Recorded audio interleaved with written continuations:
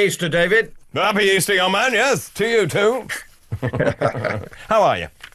Very good, thank you. Very good, very good. I mean, yeah. I mean, Easter is a really important holiday in this country, and it's nice to be able to say Happy Easter to everyone. It brings me rather nicely to the King's message at Easter. I have had a lot of messages saying people were not very happy with the King's message.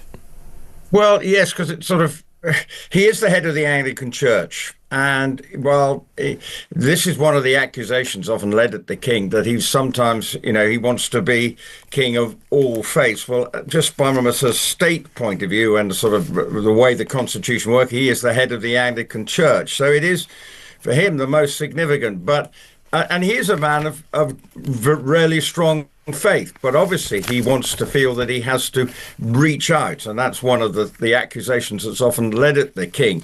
It is actually quite interesting when you look at the sort of, well, it's when we see at Christmas they all turn up at Sandringham and we get the sort of photo opportunity.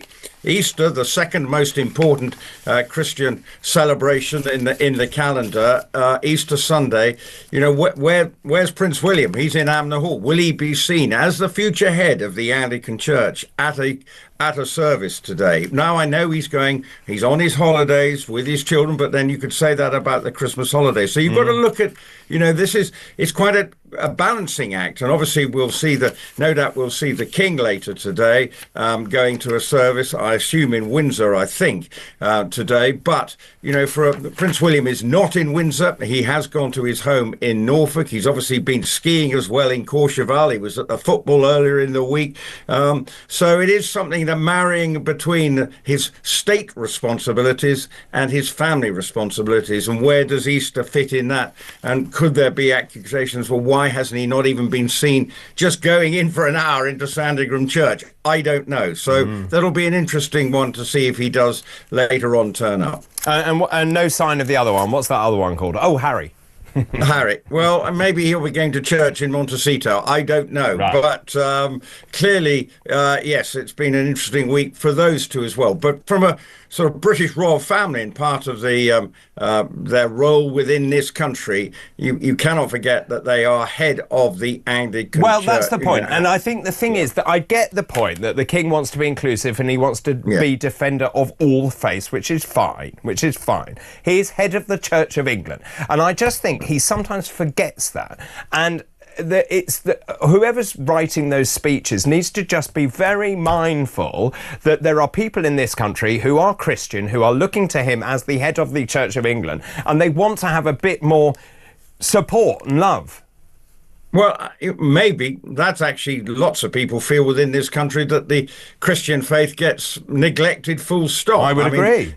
Are politicians coming out in great numbers wishing everybody a happy Easter? I mean, those are some of the things that you might be saying. So it is, we are a Christian country by definition. And with our royal family, they're part of going through history, religion, and the Anglican Church. Well, obviously Henry VIII had a view on that back in the day, changed it from... Yeah.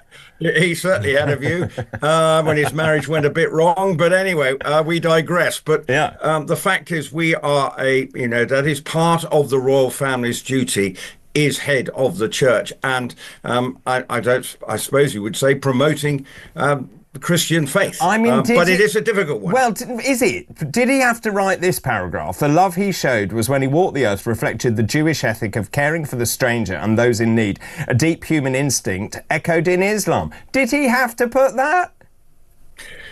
Well, again, you see, it's all part of trying to sort of balance, but actually, the sentiment of most religions at times is good, but for the king, he wants to be the defender of all faiths, as you say, and that is the balancing act that he's got to negotiate. We're celebrating Easter.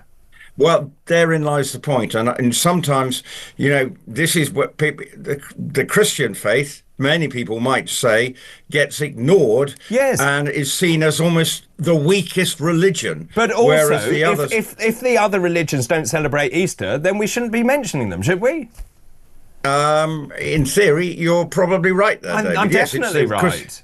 Yeah, well, it's a Christian celebration. It's, Yes, that Jesus rose today from the dead. That's what we're celebrating today. exactly. And it gets lost in, Christmas has probably got the message has got lost there, what that's about. And, Christmas is about chocolates and eggs. But what's it got to do with the Christian faith? And that's something for the king to actually analyze and say, right, where do I go and what's appropriate and what's not appropriate? So that might be perceived by many as a little bit of a misstep. I think you need to ring him and tell him that I need to advise him on some of these messaging that clearly is far wide of the point. Rupert, we need to go to a break. I'll come back to you straight after this break. Rupert will return. This is Weekend Breakfast. Good morning. Welcome back to Royal Sussex Squad, the home of truth, clarity, and unwavering support for the Duke and Duchess of Sussex. While the mainstream media continues their desperate spin, we're here to set the record straight. This Easter, as the British royal family stumbled yet again in their public duties, it became clearer than ever who really understands service, family values, and modern leadership. Spoiler alert, it's not the ones still hiding behind palace walls. Let's talk about the messy optics of Easter Sunday, the missing royals, and why Harry and Meghan continue to rise above the drama with grace and dignity. This past Easter, the spotlight once again fell on the royal family, but not for reasons they'd want. As one of the most important Christian holidays of the year, you'd think the royals would show up, especially the future head of the Church of England. But no. Prince William, the so-called steady hand of the monarchy, was nowhere to be found. Off in Norfolk, fresh from skiing in Courchevel and attending football matches, the heir to the throne was far too busy to spare even an hour for church. Contrast that with how Harry and Meghan are treated. Any time they choose to stay private, any moment they skip an appearance, the tabloids foam at the mouth. They're accused of snubbing tradition, disrespecting the Queen's memory, or pushing some so-called agenda. But when William does it, crickets. That's the double standard the media refuses to acknowledge. Meanwhile, King Charles issued his annual Easter message. And let's just say, it was confused. Instead of speaking clearly and confidently as the head of the Church of England, his speech meandered through interfaith references and vague platitudes. While inclusive language is always welcome, there's a time and place. On Easter Sunday, when Christians look to their monarch for spiritual guidance, many were left puzzled and disappointed. Now let's zoom in on the treatment of Harry and Meghan. While the rest of the royals are dodging their spiritual obligations and chasing ski slopes, the Duke and Duchess of Sussex are quietly living their lives in Montecito, prioritizing their children and continuing their work with integrity. They didn't release a public Easter message. They weren't photographed heading to church. And guess what? That's okay. They are no longer working royals. They owe the institution nothing. And yet, they are still held to higher expectations than those who cling to their titles and fail to perform. This tactic is calculated. The media uses Harry and Meghan as bait to stir outrage, to distract from royal failures, and to sell newspapers. They never criticize William's absenteeism. They excuse Charles's weak messaging, but they obsessively monitor every move in Montecito. That's not journalism, that's harassment. The truth is, Harry and Meghan left because they saw the dysfunction up close. They saw the lack of accountability, the games played behind palace doors, the favoritism, and the press collusion. They chose peace. They chose privacy. They chose to raise their children with values, not vanity. And for that, they are targeted daily.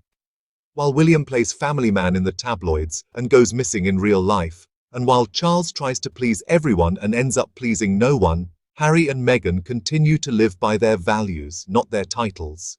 That's what leadership looks like. That's what authenticity looks like. That's what real royal duty looks like. So, as the dust settles from yet another awkward royal Easter, one thing is clear.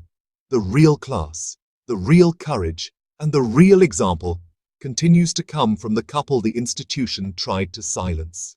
Harry and Meghan keep walking the high road while others can't even find the map. If you appreciate what they stand for, truth, compassion, and independence, then you're in the right place. Here at Royal Sussex Squad, we cut through the noise and celebrate what really matters. Make sure to hit subscribe, leave your thoughts in the comments, and if you'd like to support our channel, please consider dropping a super thanks. Every bit helps us continue shining a light on what the mainstream refuses to acknowledge.